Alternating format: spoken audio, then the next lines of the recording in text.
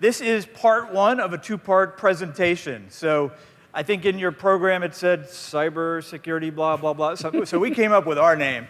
Nasty threats. That we're going to start off with targeted attacks with malicious documents. The part two is going to be with exploit kits and ransomware. So you definitely want to stay along for part two. So first off, we of course need to get a selfie together with the audience. You know, we want this to be the most Please, tweeted everyone, picture out. Indulge us. So everyone smile. Come on, let's get it going. Raise the house. Stand up, you know, Oh, something. yeah. Come on. Thank you, Corinne. So I'm John Harrison. I'm a Senior Product Manager for Threat Prevention at Palo Alto Networks. So I cover the threat technologies, also the threat research capabilities, and My name is Erik Yunghans. I'm a consulting engineer for Palo Alto Networks. I cover all the threat prevention feature set from the product perspective. so we put this session together. We really wanted you to get a really good idea about how attacks work so that you can make sure that you're putting together the right protection and the layered protection with the full platform. So we're going to walk through in depth how the attacks work, how you're being targeted, and then go over the best practices from there. Sound good? So starting off, the most dangerous weapons to an enterprise these days are PDFs and Office documents. These are the documents that the adversaries are using, and now even malicious spam and attacks are coming. Why? Because they're effective. They're very easy to use, but you also can't block them.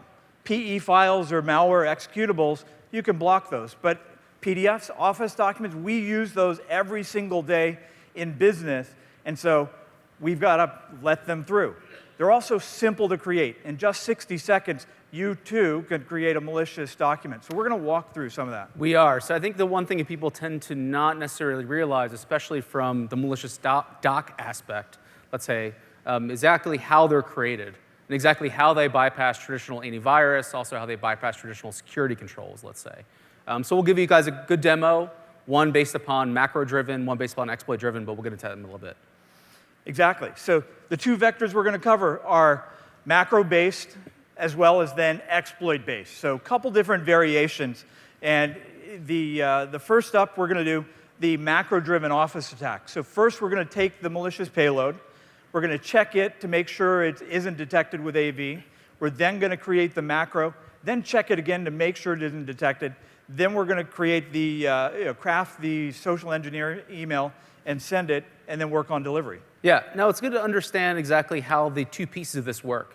So the Office document itself, really when you enable the macro function, it actually just calls back out to where the actual payload is. So you got to think about this being a little bit separate from the exploit-driven, which we'll get to in a little bit. Think of it as literally the Word document itself, all it does is call out and grab the secondary payload for ingestion, which is what we need to check against on both sides. One against the AV on the payload side, and then second against AV on the actual document side to ensure they're both undetectable. Okay? So a couple caveats for this session. Do not visit any of these URLs you might accidentally see on the screen. Do not also Google and find whatever toolkit we're doing and go get it. Hey, that was really cool. I want to do this when I get back to the office. You will probably get yourself in worse case because those systems may be backdoored. So anyway, so these are for demonstration purposes only to show and educate you on some of the tactics and techniques that folks are using. So we're going to use the Office exploit builder for the macro-driven attack. Yeah, and it's kind of funny to notice exactly how this is advertised. So this is an advertisement from a forum. Notice specifically it says clean and user-friendly design, top-notch stability. So your virus will be executed quickly and silently on all Windows. It includes a built-in crypter, which is used specifically for obfuscating the payload. It also is highly customizable, so additional features, and you'll see this actually when I go through the little demonstration. And it's first-class 24/7 support. This is really nice marketing and logos and graphics here. This is really top-notch stuff. So why don't we turn it over to Erik, and Erik's going to do a demo on screen. We'll switch over to the videos on screen, please.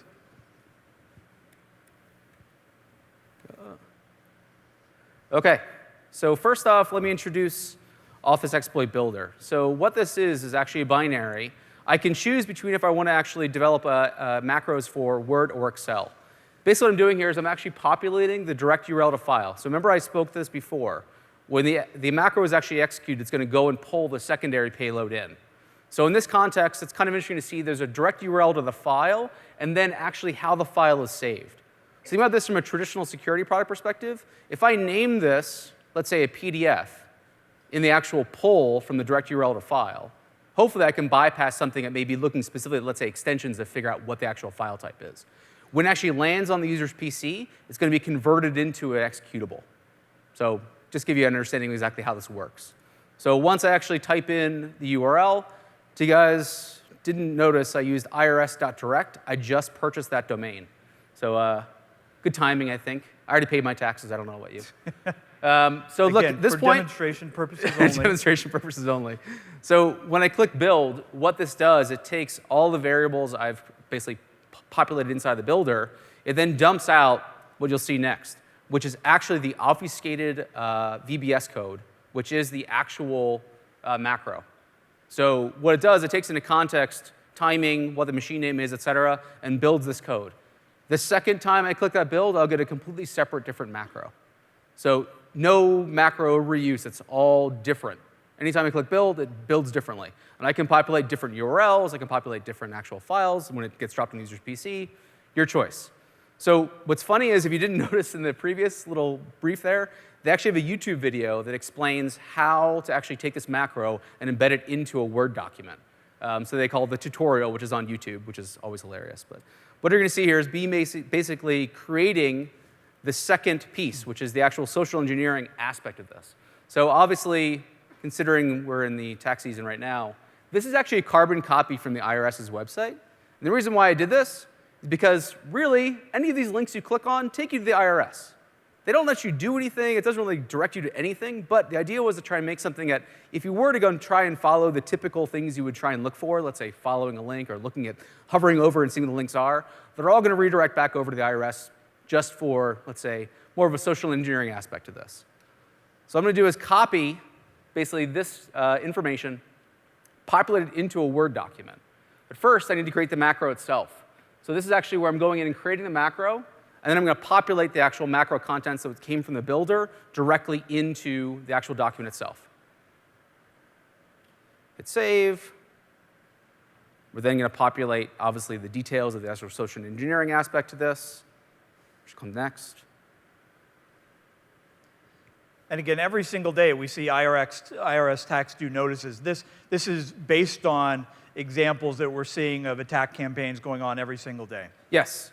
That's a very good point. And this is actually a kind of a unique, I shouldn't say unique, but an interesting look into what some capabilities are from an attacker perspective. This is actually an application that's designed for sending out mass emails. It's very commonly used. It's relatively old, but people still use it pretty frequently because of its advanced feature set. I can specifically specify if I want to actually route myself through proxies, for actually sending the actual emails themselves. I can actually change the attachment sizes, what the message type is, any sort of general parameters surrounding an email itself. So what I'm doing here is basically uploading the actual new document into the actual advanced mass sender for being sent to the end user. Now what you're going to see after this is actually the user receiving the file. So assuming that obviously users receive said file, they now have the one in the middle, which is the Word document that has the macro attached. So what's going to happen is when the user actually executes, and I've picked out Symantec just because, I'll just say I'm picking out Symantec, but we'll open this up. I'm going to hit enable content. At this point right now, the macro is calling out, grabbing the secondary payload, which again, if you remember, was a PDF file, which is really an executable file. It's pulled down on the end user's PC and already been executed. So at this point, the process is complete. We went from creation of the macro.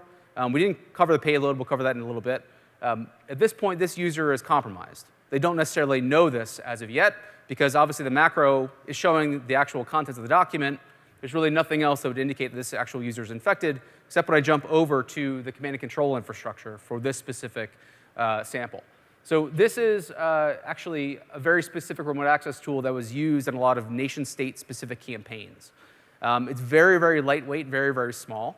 It has a lot of functionality. You can see here file management, screen capture, keylogger, remote shell. It's kind of a common theme against remote access tools. But in this context, the way it communicates is it communicates primarily over HTTP.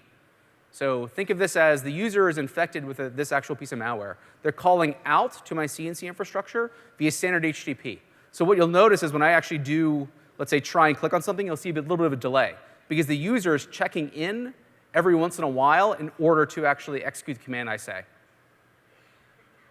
So say I can see the system, as you expect. I have full control over the actual end user's PC. And again, this is a macro-driven based attack. So the macro itself is just a downloader to pull in the secondary payload, which again, in this case, is a remote access tool. Make sense? Let's switch back to the presentation.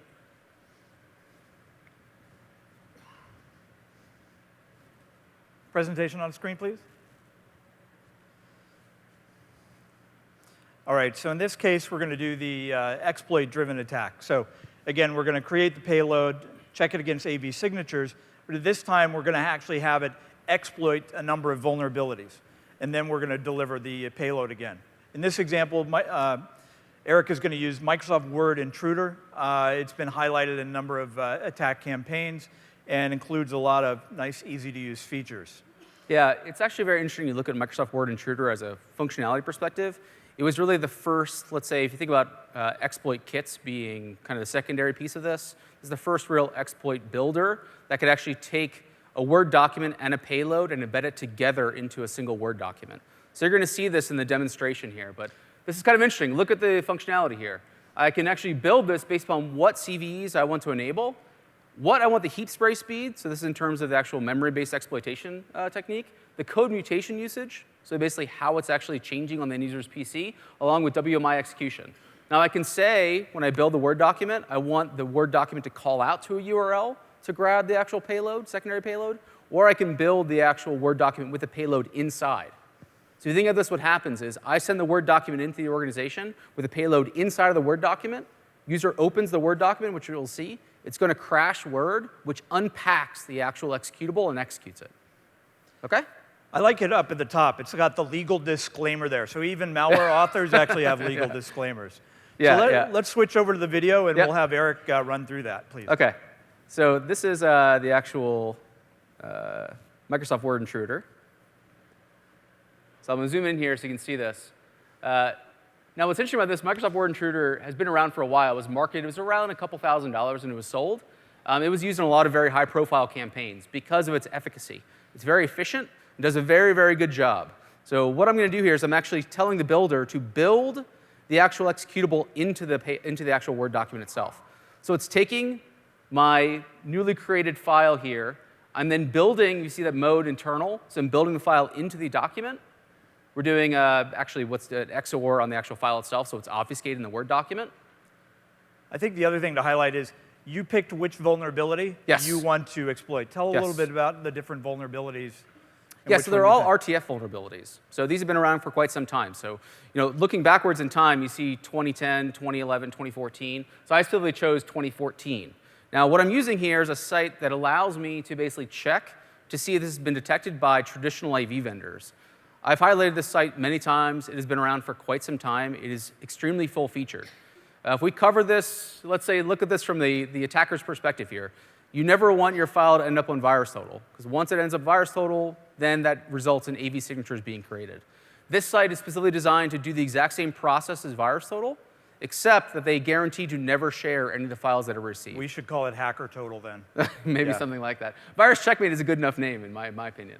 Now, what's interesting about this is that when I upload the file, I'm going to pay 10 cents per scan. So I'm going to pay a fee in Bitcoin to have the file scanned. But again, I'm guaranteed they're not going to share this with anyone else. OK? Now, what's funny, I don't cover this in this presentation, but if you look at the top, I have a check domain or IP. So think about this from the attacker's perspective. If I actually want to deliver a secondary payload via a certain, let's say, URL, I can check against known URL filtering vendors to see if I'm found to be malicious as well. And if you notice at the very top, there's an API. So I can automate that process. I can automate the checking to ensure that, one, my actual delivery file is being bypassing AV, and that my URL backend is also bypassing AV as well, or traditional URL filtering, let's say. So I'll scan. We are going to get a 100% clean verdict. So meaning we have no detections, which is perfect. So you can see here the list of actual AV vendors they have. And again, this matches what we see when we're doing research out there of just samples being unknown by any any AV detection that's out there. Yeah, we'll actually show you some information in autofocus as of this morning for some ransomware. And you'll see the common theme is that it's typically not found on VT for a pretty long period of time, depending on the actual sample itself. Yeah. But now we're just embedding this specifically into the actual email itself again. So again, just attaching it to the email. Nothing exciting. Now, what you're going to see when the user actually receives the file and executes this, it's the next step here. The end user's PC is going to crash immediately upon, or the app should say the Word is going to crash immediately upon executing this file. So what's happening right now when I click on this? Word will crash. At this point, the actual exploit is reassembling the file from the Word document on the end user's PC. Okay? So think about the crash triggers the actual executable to be delivered on the end user's PC. Make sense? So we're going to see here, when Word crashes, et cetera, nothing seems exciting, except at this point, the file's been created and now is actually being executed. Now, Word, in its infinite wisdom, tries to recover the file, and what you're seeing here is the end of the actual embedded executable. So Word crashed, tried to recover itself, and is now showing you what the actual, some portion of what the payload is, which is kind of funny. Depending on the version of Word, it'll do this, but kind of interesting. Again, you can pick and choose what the payload is. In this case, it's, again, that same remote access tool. So just gave me the same access I did from the macro-driven attack. Make sense? Perfect. Let's go back to the presentation.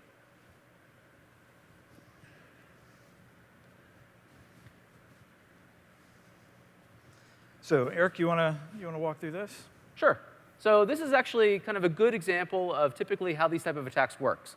So again, attacker sending in a very specific spear phishing email. That IRS example is one example. Obviously, it could be more crafted to the actual individual being sent to or individuals. Typically, when the target actually opens the actual exploit document, it's going to then trigger the actual execution of that backdoor, which is kind of what I just showed you in that last demo. Second to this is the next piece, which is opening up a decoy document. It'll be suspicious if Word just crashed and then didn't show you something else. So there's actually capability inside the builder, so I can build in a decoy document behind it. So when that user clicks that document, it opens in Word, it crashes, Word reopens, it shows you what you thought the document was going to be. And this is a very, very common theme. If you've actually seen some Unit 42 posts and discussions on this, there's typically always a decoy document that's sitting right behind the exploit, specifically to try and not cause the user any concern or worry that something else is happening. Okay? And then obviously once the backdoor Trojan establishes CNC, from that point forward, we are set. Now we're just making sure that we are bypassing AV continuously over time, which again talks to what the capability of the API is on Virus Checkmate. Now I can just automate to ensure, once I get the information saying that Symantec's running on this end user's PC, all I need to make sure is that I'm bypassing Symantec from that point forward. Yeah, the interesting thing in the spear phishing campaigns and emails, I mean, they're targeting all sorts of different notes, such as accounts payable, and here's an invoice, or someone's resume. They may actually even take one of your company's documents and send it back in to your company. Yeah, it's very common. So these folks are crafty, and again, think of hundreds of campaigns every single day. That's what these folks are doing, trying to get into your companies between 8 and 5 every day, persistently changing the campaigns and changing the tactics with the same underlying theme. Yeah, and if you think of that in terms of, let's say, a relatively medium to large business, my attack surface could be very large. I could try and attack the CEO directly. It'd probably be a little bit more, let's say, obvious. If I try and go for supporting staff, let's say I go for secretaries, other people that are higher up in the organization, it may be less of a visible target to you as a security professional. So always look for that as well. You may see typically different types of documents being sent to different people, just because assuming that one person I gain access to might give me the capability of moving laterally or moving to others within the organization if I use them as a jump-off point. Cool. Okay, switch over to the demo, please. Yep. On screen. So I want to introduce this. This is Octopus. This is one of many Crypters, Packers, et cetera. This is a private version, so meaning that I paid a fee, specifically to the gentleman, to create this for me. What's interesting about this is that this gives them the capability of taking a known executable or a known file, obviously packing it, changing it enough to obfuscate it to the point where AV won't recognize it. And what's interesting about this is actually what its capabilities are. If you notice right here, I have a couple different functions: replace current process or run a new process thread. In replace current process, when this actually executes, I can have, let's say, I build or bind this together with a normal application. You download Putty, let's say. Putty executes. It looks like Putty, but I'm replacing it with my malware directly right after. So it's a kind of a newer function within, let's say, the packing encrypting game to be able to do this sort of like replacing the executable right in memory. And why would you want to do that? Because you bypass AV. If it never touches disk and I run only in RAM, I'm hopefully not going to be caught by local AV on the disk itself. OK? We'll step through a couple of these functions here. I'm going to add the file in. So this I'm taking an actual remote access tool again. I'm going to build it in to the actual final payload. I set anti-analysis function. So here I'm saying I don't want this to ever execute in these certain sandboxes. And the idea here is to avoid analysis or some type of sandboxing technology that could be on your network infrastructure. Pretty straightforward. I'm then going to jump over to miscellaneous. So here what I'm actually doing is I'm actually pulling the information from Adobe Acrobat. So in this specific attack, what we're doing here is we're building basically a crafted email, which really is actually a payload of a screensaver file, which again is an executable, but it's going to look to the user like an actual Adobe Acrobat PDF. What happens when you click on a screensaver file on a Windows system? It executes. Oh. I know, hard to believe. Let's think of this when we get back to the best practices and what you guys are letting into your enterprise. So I'm cloning now the actual information from Adobe Acrobat directly into the actual file itself. So literally, I'm just taking the information directly from the executable and pushing it right into my binary. So here, you're going to notice I have an option of choosing how I want this to be delivered as a save as type. So you're going to see executable. You're going to see what I'm going to choose, which is going to be a screensaver file, which again, hopefully will bypass any type of email-based filtering you have within the organization. So there you go. Screensaver file, if you notice they had BAT, they had a couple of different versions as well. So here, I have my what appears to be now a screensaver file with .pdf. I'm going to do the same process again, check to ensure that I'm bypassing AV. Let's scan. We get the same results, meaning that we're completely undetectable. And then from here, it's delivery. So from here, it's an email into the organization. So pick and choose who you want to email to. So that document really looks like a PDF. It does. You'll see this on the end user's PC. Especially if you're not showing file extensions. On the desktop, it's going to be like exactly that, look exactly like a PDF with a PDF icon. We're to attach it, send it, and then we'll show the end user execution, which actually we'll do in the next one. So let's skip over that. Sorry. Go back to the slides, please.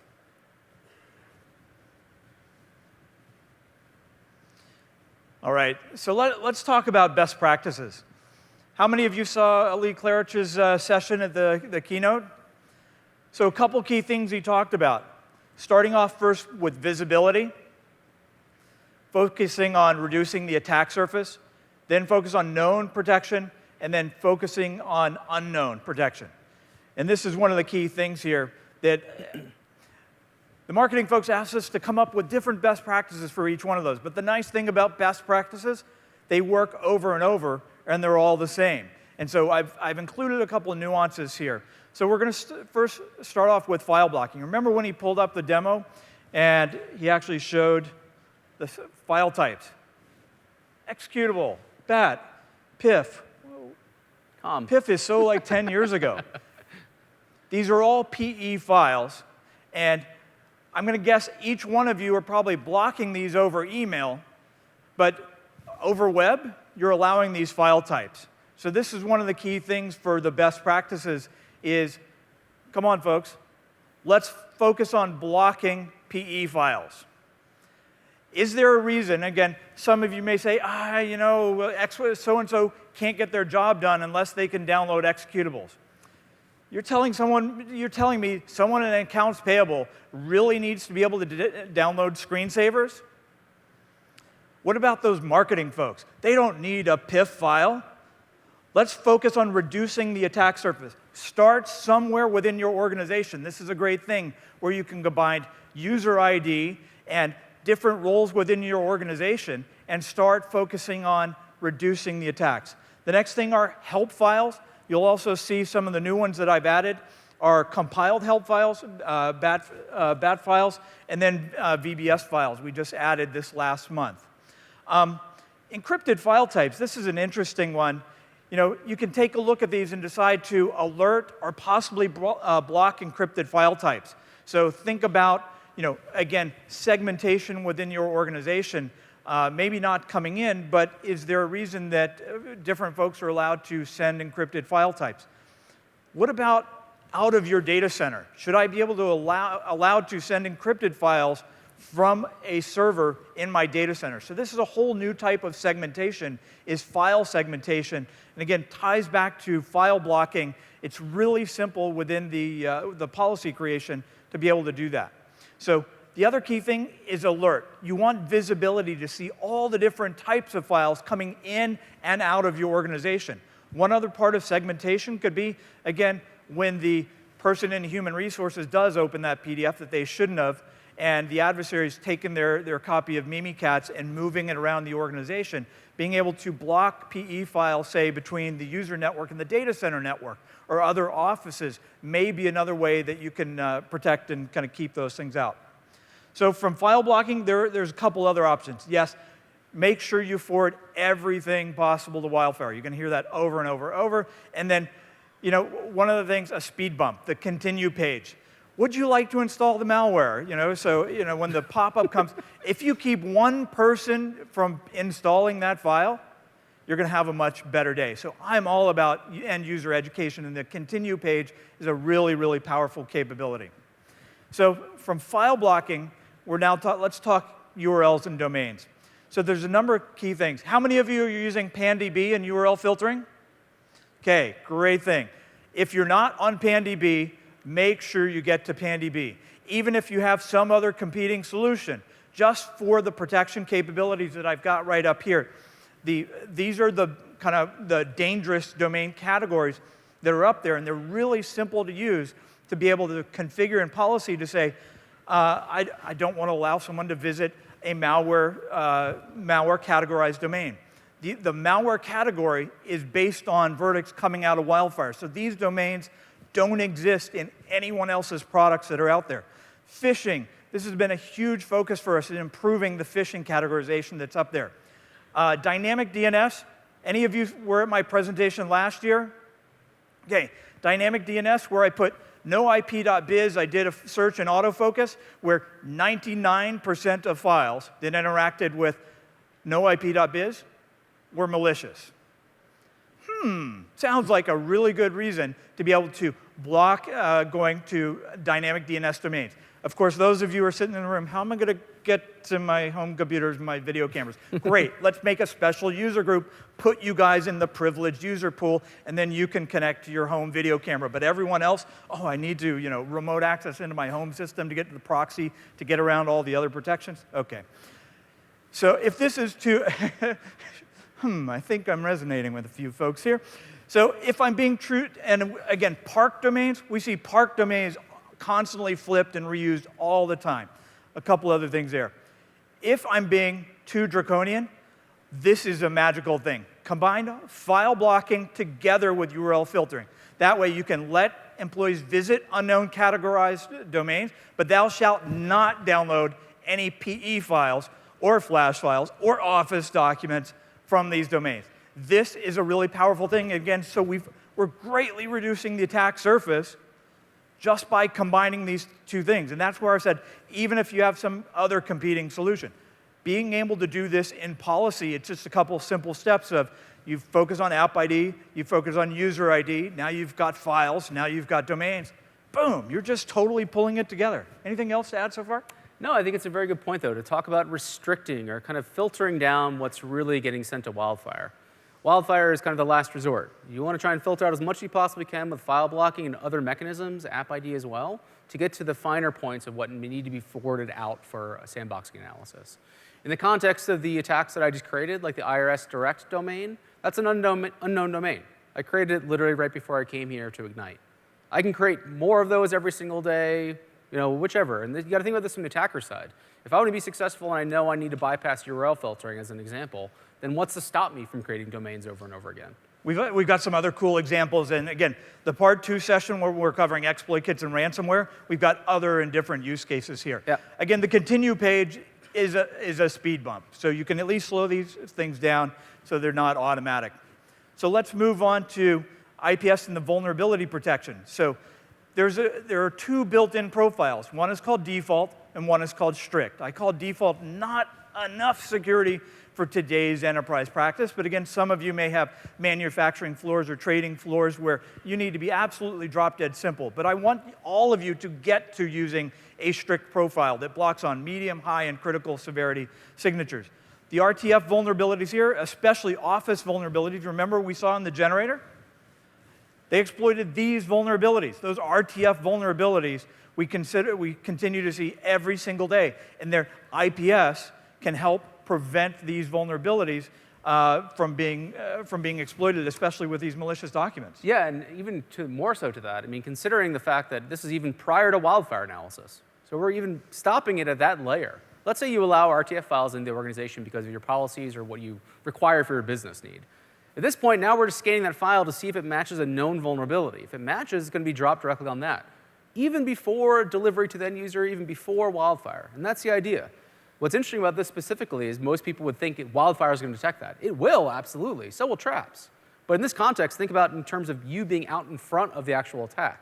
From this simple, straightforward policy change to moving to actual, IPS vulnerability signatures, just implementing those completely stops the attack even before we're at that layer.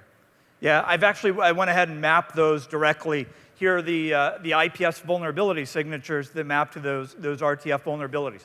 Any of you have used Kali Linux and creating malicious documents with the social engineering toolkit? That one actually has about 15 different vulnerabilities. Again, these toolkits are built in to be able to exploit vulnerabilities, and we'll talk about a couple different mitigations, and IPS is definitely one of those. The gold within the product that you may not know of, the anti-spyware, the C2 protection. There's payload-based as well as DNS-based signatures. The payload-based focus on the remote access Trojans, top malware families, but the DNS signatures, we're adding 25,000 DNS C2 signatures per day. This is another reason why you need to be a paying wildfire customer, is to receive those within 5 minutes of the DNS C2 infrastructure being created. I want you to be able to leverage these, focus on these. These are indicators you potentially have an infected system.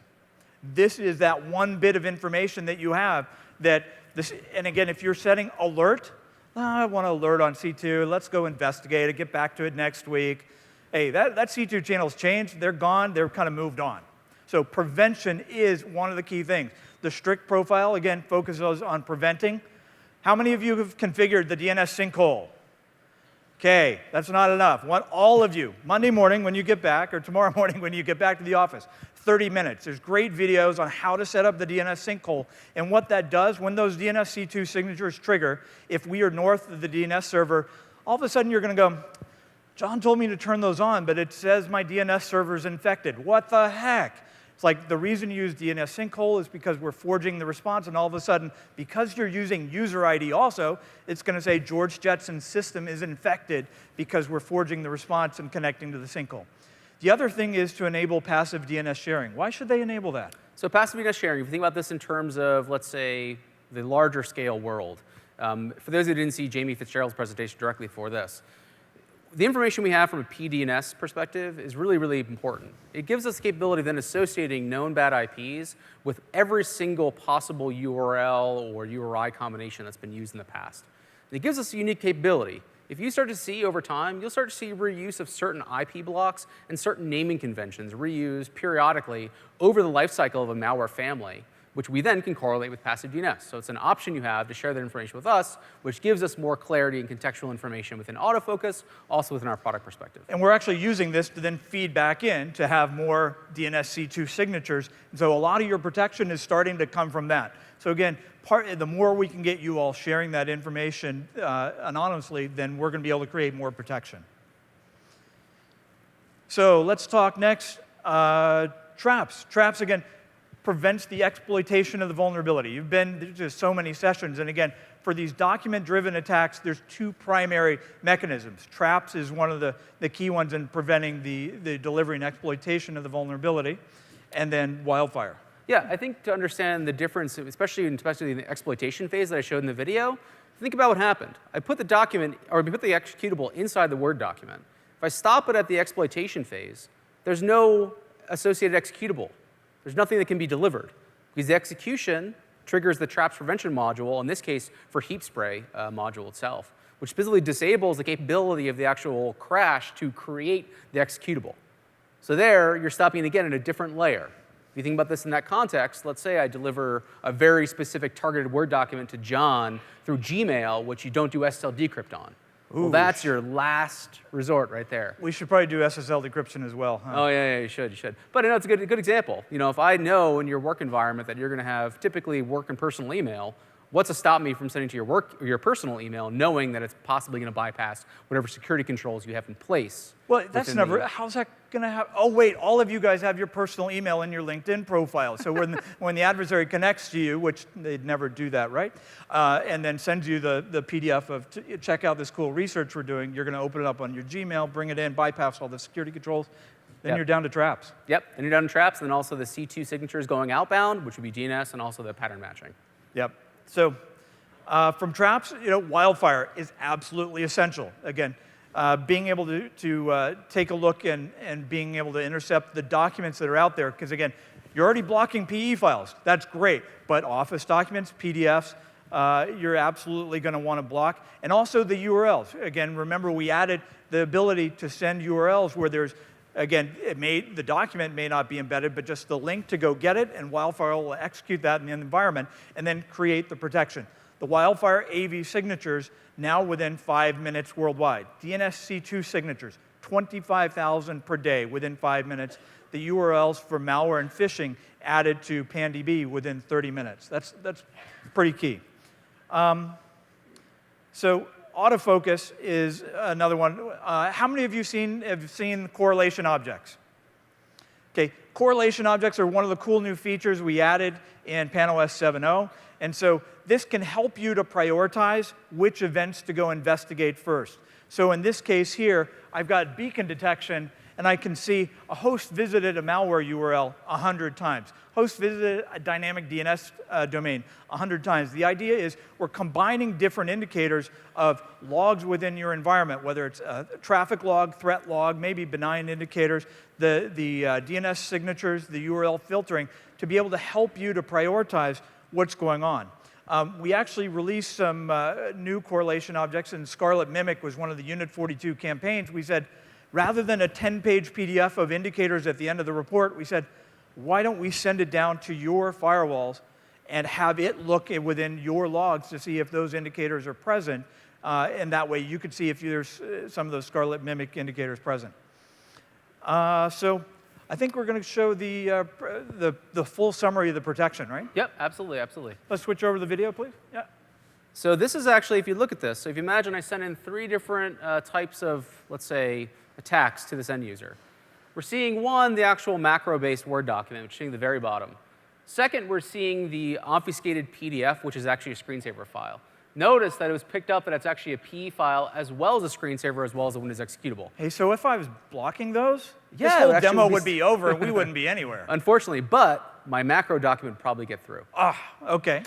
But, so at the very top, now we're seeing actually the RTF file. So again, that Word document I created with that specific Microsoft Word intruder, which created the malicious exploitation-based Word document, is seen as an RTF file. Now, if we actually... So one of the interesting things might be, again, attack mitigation. Do you need RTFs inside your business? And so that may be one of the things, again, turn it on for visibility and say, C-level execs within my organization, knowing what you know now after attending our session, would they really need to open an RTF file? RTF files were like cool 10 years ago. Again, I don't know whether you use, that's a great policy decision, and for securing your environments, maybe you could even block RTFs altogether, but you need to make that choice. Absolutely. So this is actually the detection of the actual malicious exploitation. Did we miss the vulnerability? Oh, we'll get this is actually the vulnerability. Okay. Look right here. So this is actually the specific exploitation-based Word document being detected by the Microsoft Word RTF vulnerability signature with an IPS. So whether I transfer that via SMTP into the organization or whether I transfer it via Gmail into the organization, still matched on the exact same signature and still will be blocked. Okay?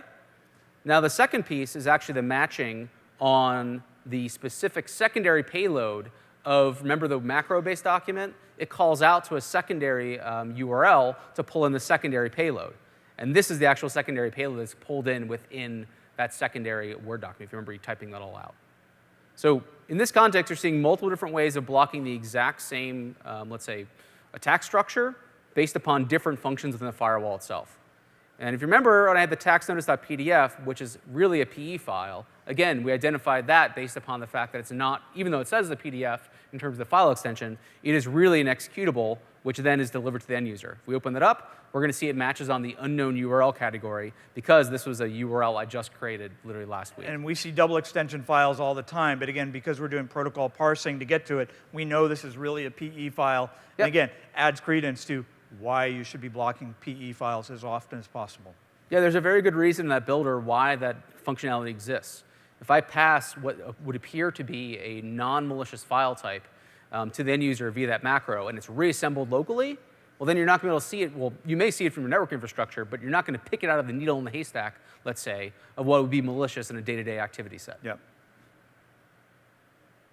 And that's it. I think we switch back to the presentation. So this is kind of the summary slide. So lots of different things. So again, it's the same best practices you've hopefully heard in each one of the sessions. So blocking the malicious document, whether it's even the RTFs or the PE files, being able to have the visibility. SSL decryption is absolutely critical here because if you're doing a great job already blocking SCR files inside your corporate email, the other email providers may not be doing such a great job. Or again, it could be pulled over the web. So a link to go download each one of these document types, and so the visibility to go do that. Blocking the dangerous websites, URL filtering, and file blocking. And then focus on the threat prevention, the known vulnerabilities, the document, and again, blocking as many vulnerabilities, the C2 protection, the C2 traffic, and then over to wildfire, traps, correlation objects, and autofocus as well. Did we look up an autofocus here? We did, actually. I kind of forgot about that. We do have an autofocus portion to this. So let me actually bring this back up and show you guys. This is kind of interesting. So if you think about this in terms of, let's say, a larger world perspective. So I'm, the admin inside this organization. I see a call out to irs.direct. Well, it seems strange. Well, now I'm looking and I see only there's ever been one single file that's ever been transferred in my organization or in the entire world, let's say, that's ever called out to this domain. I see the malicious verdict. And now when I jump into the session within autofocus, I know exactly who transferred the file and exactly what the file name was. So here I'm even showing a little bit further down the line, so to speak, that this is very, very specifically targeted against my organization. No other actual organization has seen this. The IRS direct domain has never been used before in any other type of attack. But again, I've identified in that short amount of time, back to the end here, exactly who the user ID that pulled that file in, exactly where the source was. And when I clicked on the related sessions, it'll show that I actually pulled it in twice. So user clicked on the executable or the actual macro itself twice. Yeah, so it's definitely a cool tool. So let's see, anything? I think that's the end of the part one session. The part two is absolutely one. We've got totally different demos with exploit kits and ransomware, and we know ransomware has been one of the key things. So we want to make sure that we have time for that. So